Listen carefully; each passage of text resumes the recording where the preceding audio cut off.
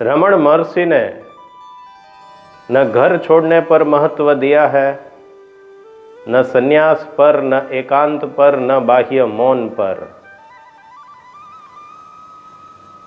फिर क्या कोई बाह्य चीज है जिस पर उन्होंने जोर दिया है?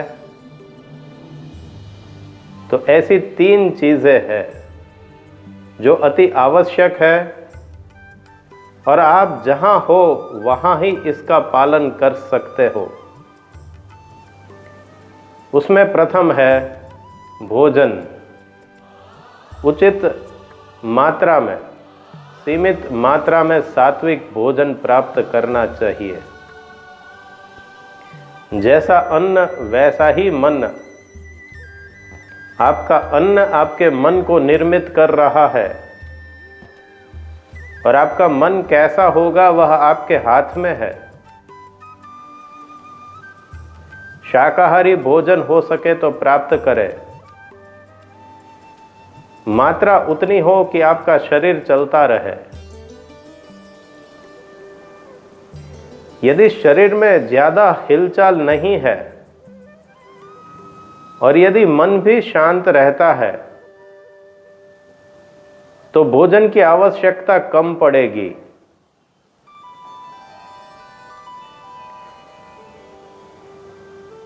अन्न पर हर संप्रदाय में, हर धर्म में काफी जोर दिया गया है। कब, कौन से समय, कितनी बार दिन में आप भोजन करो, उस पर भिन्न भिन्न अभिप्राय है। रमण महर्षि का मात्र उतना ही कहना है कि मात्रा उतनी ही रखो जितनी आपकी साधना के लिए, जीवन चलाने के लिए आवश्यक हो, और सात्विक भोजन को ग्रहण करो। ज्यादा तला हुआ, जला हुआ या ज्यादा मीठा ऐसा प्राप्त न करो। विधिवशात प्राप्तेन, जैसा भोजन प्राप्त हुआ है वैसा ग्रहण करो। मुझे ऐसा ही स्वादिष्ट भोजन चाहिए, ऐसी हठ न रखो। और यदि आपके हाथ में है कि कैसा भोजन आपको प्राप्त होगा तो फिर सात्विक भोजन का ही आग्रह रखो। उपवास आप कर सकते हो, लेकिन उपवास कैसे छोड़ते हो वो उपवास रखने से भी ज्यादा महत्वपूर्ण है। वैसे रमण महर्षि ज्यादा उपवास पर जोर नहीं देते थे, लेकिन कई संप्रदाय में, कई धर्मों में, कई क्षेत्रों में लंबे दिनों तक उपवास पर जोर दिया गया है, तो वे उन्हें स्वीकृत रखते थे। लेकिन ये अति महत्वपूर्ण है कि उपवास से भी ज्यादा उस बात पर ध्यान दो कि उपवास छोड़ते कैसे हो। एक साथ सामान्य खुराक लेना शुरू मत कर दो, मात्रा धीरे धीरे बढ़ाते जाओ। उदाहरण के तौर पर कई जगहों पर 1 महीने के उपवास का प्रचलन है, तो 1 महीने के बाद 10 दिन लो अपने सामान्य मात्रा में आने के लिए। फिर ऐसे 40 दिनों के बाद आपका मन शुद्ध पवित्र हो सकता है। याद रहे, उपवास या खान पान की कमी करना ही मात्र जरूरी नहीं है। आपका विद्याभ्यास, ज्ञान अर्जित करना और फिर आत्मचिंतन में हमेशा रहना, ये महत्वपूर्ण है। और इसी महत्वपूर्ण कार्य के लिए तो आप उपवास करते हो या तो भोजन में सीमितता लाते हो। यदि मात्र उपवास करते हो या भोजन पर ध्यान देते हो, लेकिन आत्मा का ध्यान नहीं करते हो, तो फिर कोई बात नहीं बनेगी। दूसरी बाह्य चीज है जिस पर उन्होंने ध्यान दिया है, वह है उचित नींद। आप कितने घंटे नींद लेते हो उससे भी ज्यादा महत्व का है कि उसकी गुणवत्ता कैसी है। यदि शरीर को आप रोक दो और मन यदि आपका विचलित रहेगा,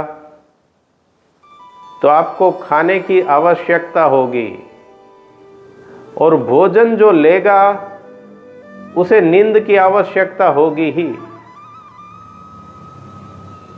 लेकिन यदि आपकी मात्रा शरीर के हलन चलन की कम है, मन भी आपका स्थिर है, तो आपको अति कम भोजन की आवश्यकता रहेगी और फिर आपको अति कम निद्रा की भी आवश्यकता रहेगी।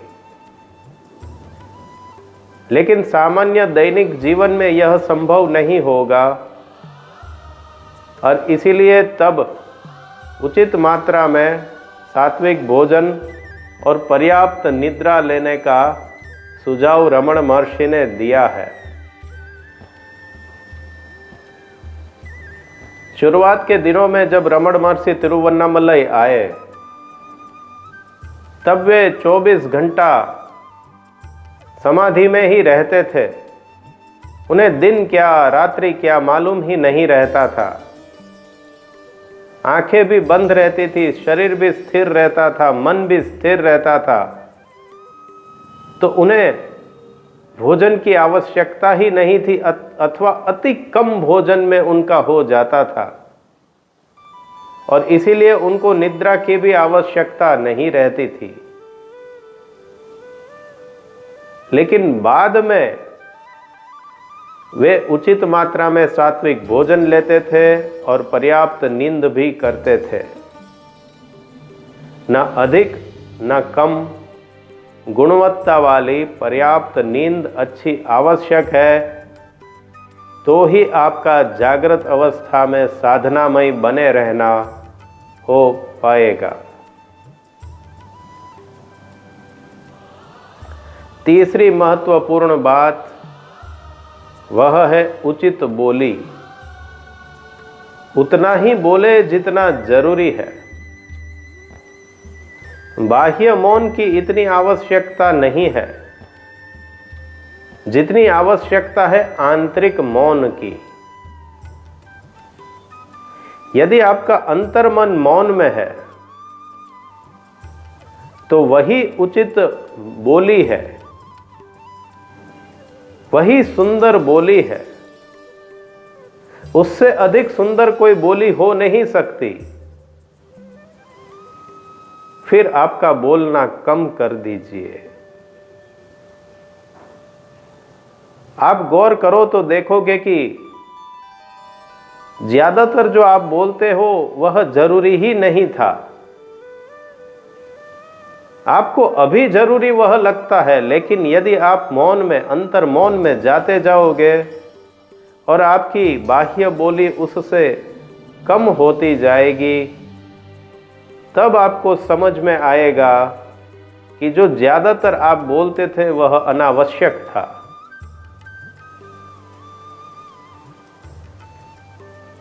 तो बाह्य मौन